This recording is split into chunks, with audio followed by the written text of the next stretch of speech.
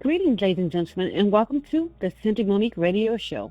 I'm your host, Monique, and today, ladies and gentlemen, we have a very special and unique guest that's with us. I'm excited to have her on the show. So let's kind of dive in a little bit about her. So we have Miss Vitelle. She is a mother of three, an entertainer. I mean, like a real entertainer, y'all, an entrepreneur and an author. In 2010, she launched her very first nonprofit organization called Feed the Homeless Tour. You guys know you love me so much. I love nonprofit organizations and giving back to the community. So this is going to be a fun interview, right? Using her nonprofit, you all, she's able to help her family and other individuals who are homeless, right? From state to state, traveling, like doing a big deal, like ministry, like you've never seen it done before. So while people are homeless and they're doing the industry tours, she's feeding them, clothing them, just encouraging them, helping them to see what their gifts and talents are, and just how to thrive even in an unsuccessful quote unquote environment. Guess what, y'all? She's an actress. When I say actress, I mean like A-list, B-list, C-list. You know, she's a full-on actress. We all love some Tyler Perry, right? Well, guess what? She was in Tyler Perry's I Can Do Bad All By Myself. She's on Lifetime's Drop Dead Diva and the CW's Vampire Diaries. Have you guys seen that? I don't know. I've seen Vampire Diaries. I heard about it, though. I may have missed a gem, right? Well, Vitelle decided to take a little bit of time to step back from being in the spotlight, of course, just to focus on her stage production called The Face of Homeless, which she made in Atlanta, Georgia, right? So from 2013 to present day, she's been traveling the world with her tour, Nine Lives Tour. We're going to talk about that a little bit here shortly. But focusing on her career and passion for helping people, and the homeless people specifically, into one beautiful package. Now, what she's done recently is launched the Us 3 Productions. Y'all, we have an entertainer, an actress on here, an author, an entrepreneur, a philanthropist, if you will. And now she just went and threw in a media, I want to say media, being a media mogul, because she has a home film company, home production company. How cool is that? Her production company provides a unique blend of all the talents she possesses into various projects meant for healing and deliverance rather than simply entertainment. So can you top that, ladies and gentlemen? Can you top that?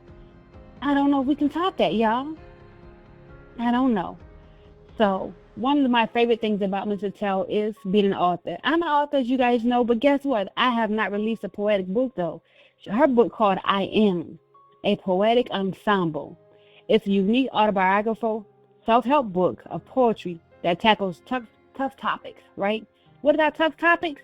Depression, suicide, abuse, human trafficking, and much more. Let's dive into this unique individual today. Mr. Tell, the author, the entertainer, the mother. She's navigating the whole world, y'all, and I don't know how she do it. Let's find out. Welcome to the show. Thank you so much. That was an amazing introduction. I could tell you did your research. I'm like, ooh, I didn't even know that about me. Thank you so much for having me on your show. That was beautiful. Yes, ma'am. I'm glad to have you. So now, prior to us coming on, you shared a little tidbit that I did not know you did. So let the world know, this new tidbit, because I didn't know you were such a creative individual. Even on when I mentioned the voiceover acting? Yes, I'm like, that is not bio. Yeah, because I mean, most of us entertainers do so many things, it's hard to list all of it. But even with that introduction that you did, it's like, that was a lot. But of course, I'm open to so much more. I do a lot more. So yeah, most actors are open to voiceover and cartoons and different stuff like that, so yeah, so I don't necessarily put all of it in the bio. No problem, but that's a hidden gem, because some people, like a lot of authors, right? We do not, most of us, we like the tangible, and we get into audiobooks, right? Because audiobooks sell, but who has time to read your own book sometimes? No, but that's where you come into play. Here we go. Here's this person who can switch, can put the flavor on it. Exactly. That's you come in, you add that there. Right, that's true. It is. But the funny thing is, I don't want to do my own book, though. So I'd rather hire someone else to do mine. How about that? Now, the roles reversed. Okay. Right. Exactly.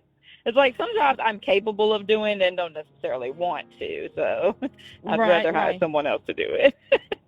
Okay, so speaking of your book, tell us a little bit how you decide to tackle such strong topics and subjects. Since you mentioned the book, how did you Hmm. come together? Like, hey, I'm going to release my story. I'm going to share this memoir.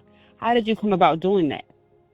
Yeah, so everything that I write is based on my own personal story and situation. And the interesting thing is that I wrote this while I was going through the thing. So I didn't, wait till it was over and then decide to write it. I had already decided as I was going through the difficulties that I was experiencing that this is going to be a book one day. And that um, I'll say knowledge, it was a fact to me at that time. It wasn't just a hope and a dream, it was a fact that this is going to be a book one day. And that's what really got me through a lot of those experiences is writing them, journaling, even as it was happening and having the faith and understanding that everything that I'm going through right now is for a reason. And one day it's going to be this, it's going to be a movie, it's going to be a book, it's going to change lives, it's going to help other people. And so I'm grateful that I was able to think that way, even during the storms and the circumstances, because a lot of people are not. And I know that that's unusual. So I'm grateful for the ability to have been able to do that. And that's what got me through. I love that. I love that. You spoke those things as though they were. Like you already knew, like, okay, this is going to become a Exactly. movie. This is going to become more than just a book, more than somebody turning a few pages and reading verses or Hmm. reading line by line. But this Hmm. is going to become a reality for people to see it. And you knew you had that vision. Right. Habakkuk tells us in 2 and Right. 2, write the vision, what and make it plain. Though it Yeah. carry way for it. And so Hmm. you waited for the opportunity, you found it and you saw it and you wrote it. And here it is now, Hmm. your story, your memoir out there tackling strong subjects such as human trafficking and depression and suicide, which is really Hmm. common in the African American community. Just lately, it's in everybody community. It's not just an African Right. American Right. community. But Hmm. one thing you said in there that I liked, it was about faith, right? And your faith, Right. which is the foundation of a lot of things that we have in our faith in God and trusting in God, which I believe is the foundation for many things. And so you published your book, right? And then, but prior to you publishing your book, you started the Feed the Homeless tour, your nonprofit Hmm. organization.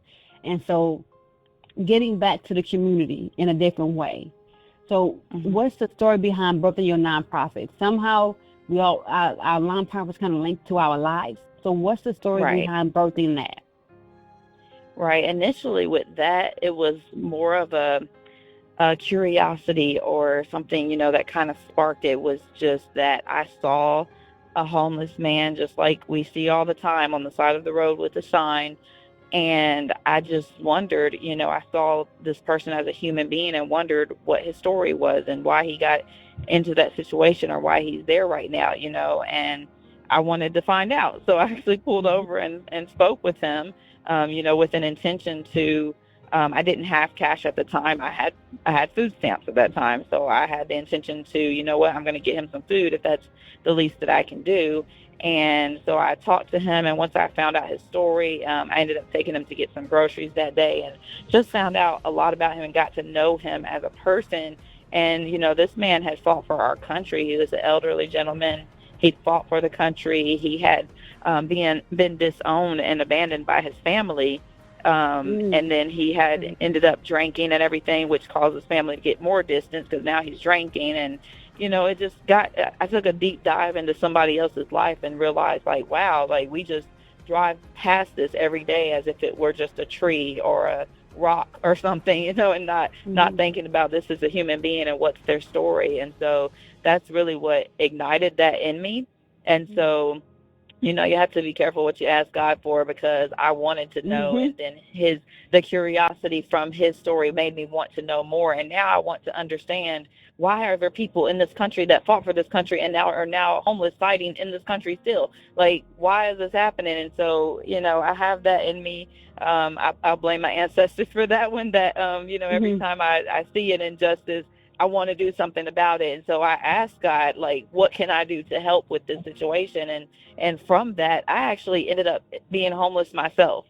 And Wow. even going through, after that, after wanting to do something to help and just doing what I could with what little I had at the time, I'm a single mom on food stamps myself, and so Right.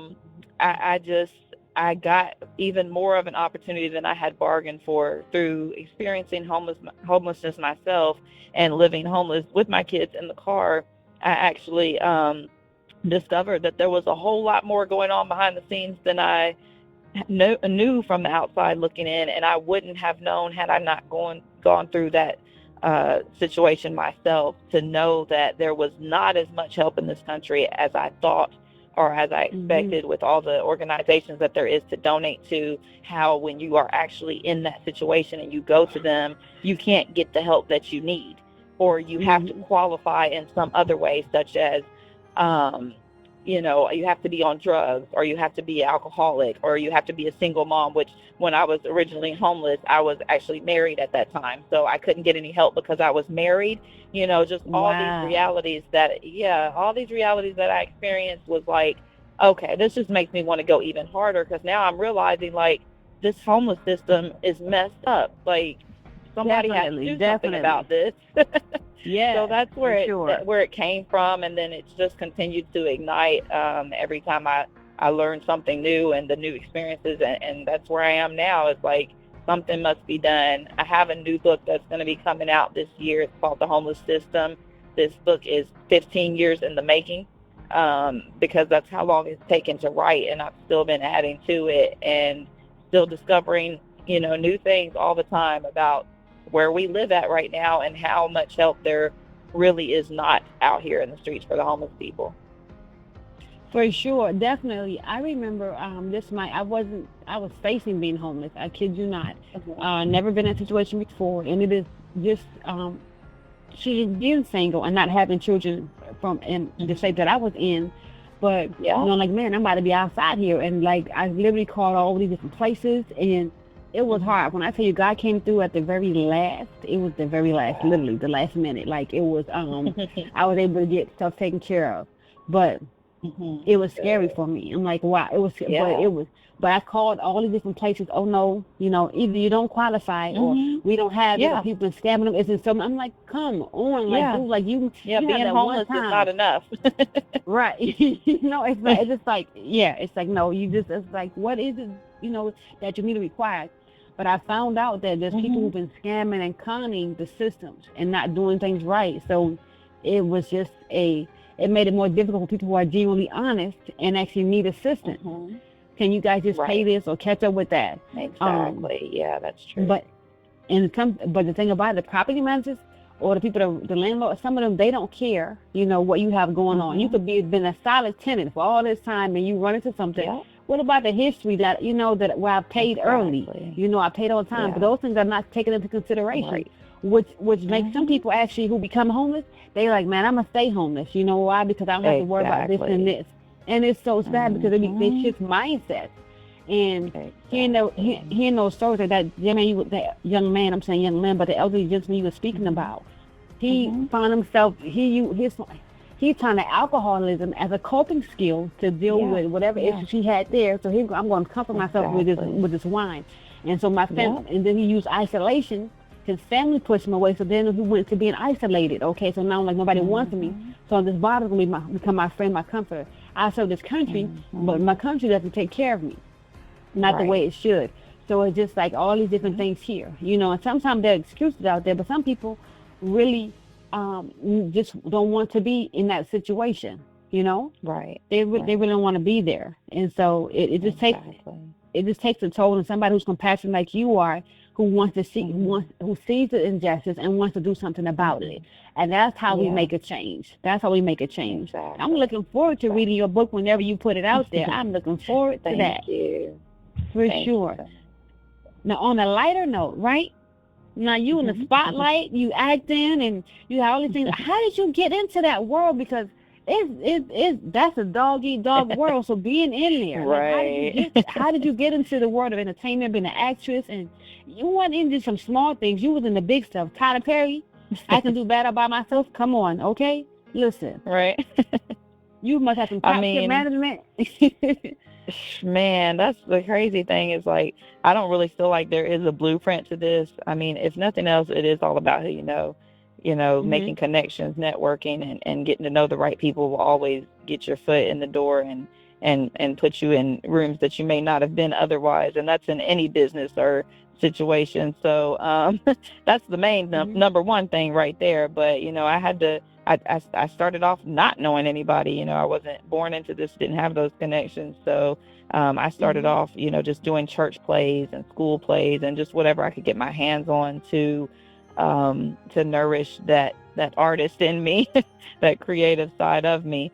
So just doing it and not expecting much of it. My goal was not to get famous or to do it wasn't to do a specific thing besides act, and I was doing that from the beginning. So, just getting more and more opportunity as I expanded and more people start to realize, oh, okay, this is what she does. And then they'll start to refer you and say, oh, well, you should do this and you should do that.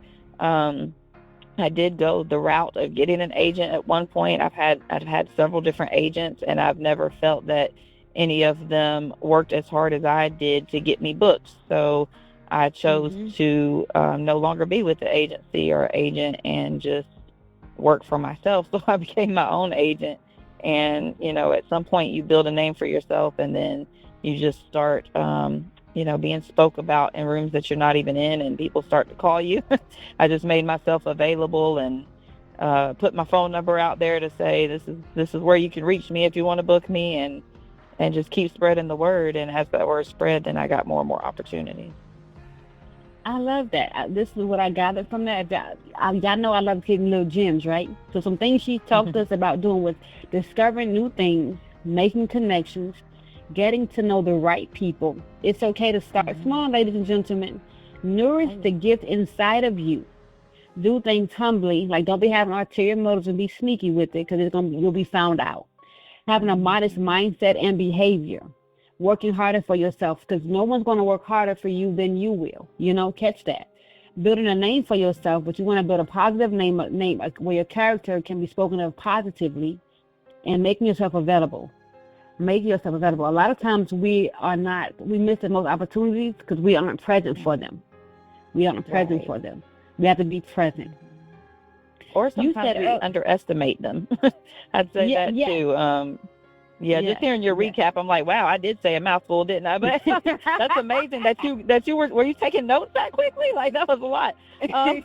But to add to that, sometimes we underestimate the opportunities, because I remember I went in for an audition before, and long story short, I ended up turning it down. I think it was the hours, and it wasn't really paying enough. And, we have to gauge as actors when we're going into auditions, how legit is this really? Because there are scams out there, and there are opportunities that we'll get that, will take all of our time and not pay us anything. And we have to kind of weigh the pros and cons. So I always factor in the distance that I'll have to drive, the amount of time that they're going to need my dedication, and all of that different stuff. And then how much it's paying too, for that amount of time that's required. And I didn't feel like that this particular audition really panned out for me when I weighed all those options. So I ended up turning it down. And then I went into Walmart one day, not long after that, and I see this big giant poster of a movie that had just blown up.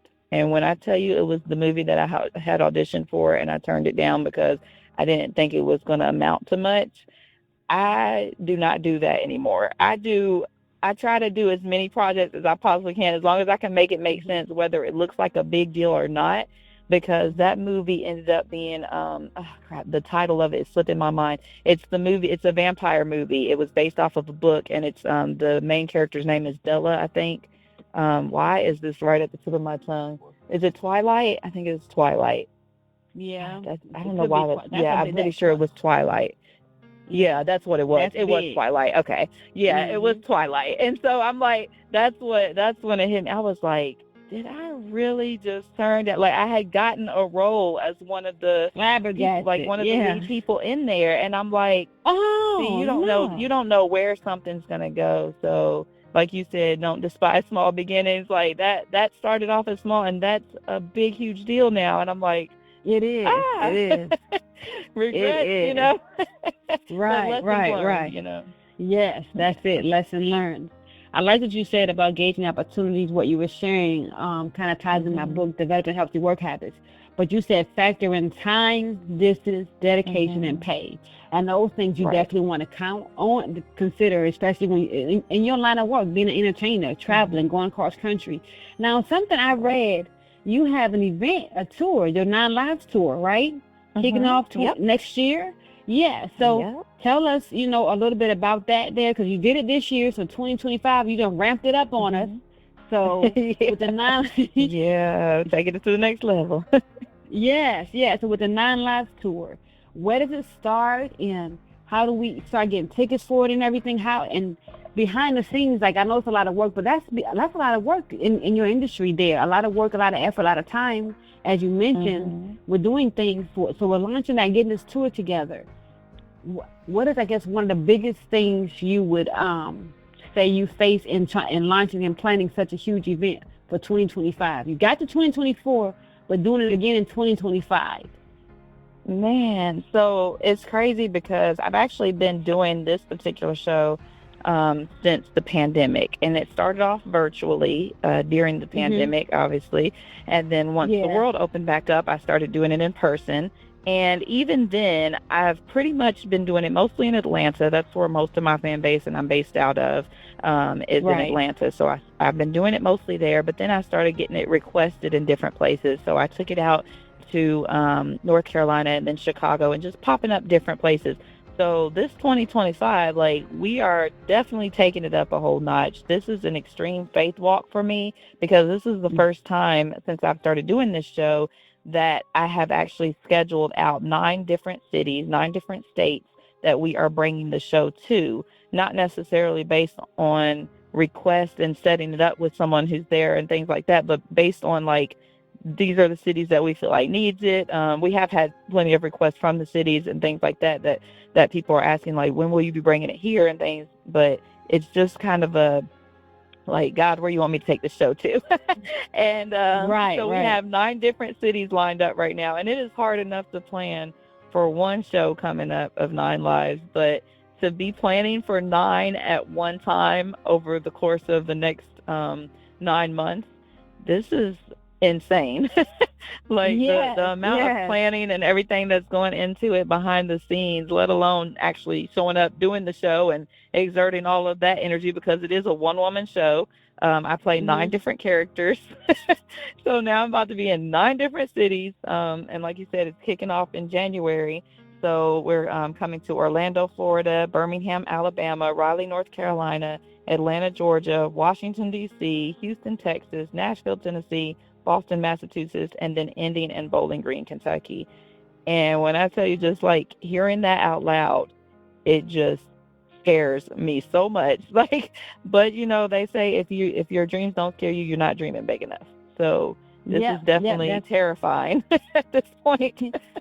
yeah. Yeah. But But it's you're doing it though. You said, like earlier in the mhm, show you mentioned faith, right? And so if like mhm, some a you faith said walk. it's a faith walk for sure. You mentioned that. Mhm, And so what you're doing mhm. there is was you wrote the vision, you made it plain, Right, you're walking it out now.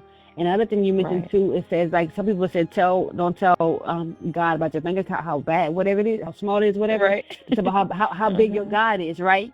So this is how big your Right, God is. So exactly, how big your God is. exactly. So you're doing something that so many people, ladies and gentlemen, if you catch Mhm, this, y'all, she's doing something by faith. She had a vision, she had a goal, a dream. She put it in the Lord's mhm. hands, and God gave her Yep, strategy where to go and how to do it. Not through somebody yep. else, this person there, but God gave it to her solely, and so she's implementing that strategy.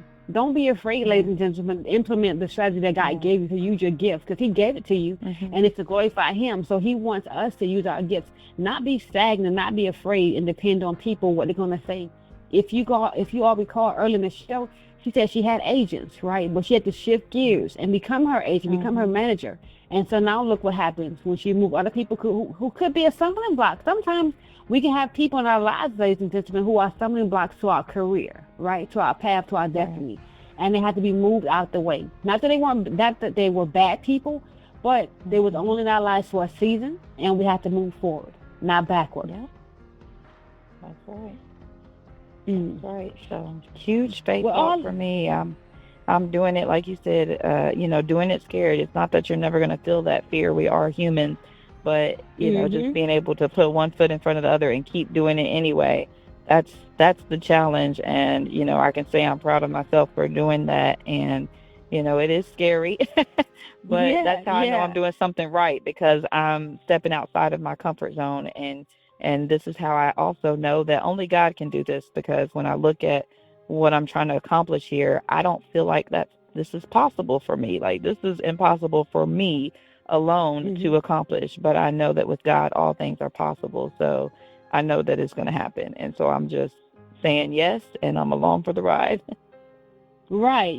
Yeah, did y'all catch? Because you said you doing 9 different. That's a lot. You one heck of an actor. Yeah. No wonder you was in Tyler Perry stuff. No wonder you was there in these shows here because, honey, oh my goodness, No, she don't have. It She's is not a lot. bipolar, y'all. She's an actress. Okay, let's Right. make sure we get that clear. Get that Right. clear. You got to have a Yeah. little bit of something going on to play all these characters. Got to tap into that Right. inner bipolarness. Something, right? Okay.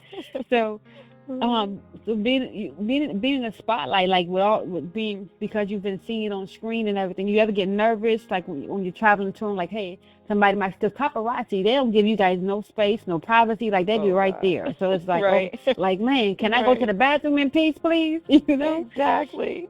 Exactly. Yeah, and that only gets worse, the bigger your name gets out there. So Yeah, it's funny yeah. because even on a smaller scale, like even when I was in high school, I would call people who started rumors and things about me, I would call them the paparazzi, because Yeah. instead of haters and Right. stuff like we normally, I would say, oh, that's just the Right. paparazzi, because I know where I'm going, so I have to just get used to that. People are going to make up things, and you're going to have, there's good and evil in this world, and evil is not happy with what I'm doing. So, we're gonna have Right. forces Right. coming up against me, and I just gotta get used to that. But I know, I serve a big God, so I'm not worried about it, and no Hmm. weapon formed against me shall prosper. Exactly, exactly. And every tongue that rises against you in judgment shall be condemned. That's your That's heritage, right. right? That's your heritage. Yep. That's how, That's yes, for it. sure, for sure. So as man, time went by, it's like it don't even seem like we've been on the phone that long. We've been talking that Right. long.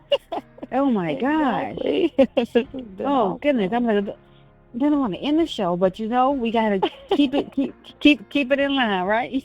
Well, sound like I'm gonna have to come back for a part two soon. Exactly. Yes, we got yes, especially when we release this book for sure, because we got to get into Absolutely. your newest book and just have you come back and let Mhm. our listeners know how they can get let our listeners know how we can get tickets for the Yep. show. I know you're gonna be everywhere, but let them know Uh what huh. how they can follow you, get in touch with you, to book you, anything for voice recording, any Mhm. opportunities. Y'all shout her out, get in touch with Miss Vitelle because she is someone to know, honey. She's on the who's to know list, and you need to know her. Okay. Thank you. Absolutely. I made it really easy for everybody. All you have to do to find me is go to vitelle.net. That's VITELLE.net. The V stands for victory. You can find me there. You can find all my social media, every way to connect with me. You can book me. You can get tickets from there. Everything is all there in one place. I also want to encourage you guys to subscribe. When you check out the website, you can subscribe via email right there at vitelle.net, as well as if you'd like to shoot me a text message, you can subscribe via text to stay in the loop with everything that I have going on. When my production company has casting calls and all of those things, you can shoot a text to 770-626-5075. And those are the best ways to keep in touch with me. All right, ladies and gentlemen, there you have it. We would like to thank Ms. Vitelle for taking time out of her busy schedule to fitting us in to being a guest on the Simply Monique Radio Show. Until next time, ladies and gentlemen, you all stay up, be blessed, and peace. Here's a message from our sponsors. Hey y'all, it's Taisha and Bryant, the parent healer, and I support the Simply Monique Show, a show for real people about real conversation. Tune in every Thursday at 3 p.m. Central Standard Time. I am the founder, CEO of We Have a Purpose Incorporated, a nonprofit organization that provides prevention and intervention services for at-risk youth and their families. I am also the owner of Resilient Family Wellness, where we specialize in parent and emotional distress coaching. We believe that our parents must heal so our kids can live and break from the cycle of pain. Speaking of pain, have you ever been involved in a car accident? If so, have your attorney contact us for your coaching after the crash, where we enhance your life and your settlement. Remember, your mental health is just as important as your physical health. While we're here, head on over to www.taishaandbrian.com and grab my books, Imperfectly Perfect, 3 Steps on the Parenthood Journey, and Resilience Over Regret, a journey of teen pregnancy, faith, love, and family. Yep, your girl's an author too. Again, this is Taisha and Bryant, the Parent Healer, and I support the Simply Monique Show. My husband and I are tuned in every Thursday at 3 p.m. Central Standard Time. I love y'all because I can, and there is nothing you can do about it. Hey, this is your girl, Pastor Mo, the Confident Woman, and the founding pastor of New Life International Ministries. I want you to know that I am a supporter of the Simply Monique radio show, and I invite you to tune in every Thursday at 3 p.m. Central Standard Time on all streaming platforms. This show is a platform for individuals to have authentic conversations about faith, business, and lifestyle. The Simply Monique radio show allows guests and her audience to be educated, empowered, and equipped to achieve personally and professionally. Sit back and listen on all streaming platforms. The Simply Monique radio show.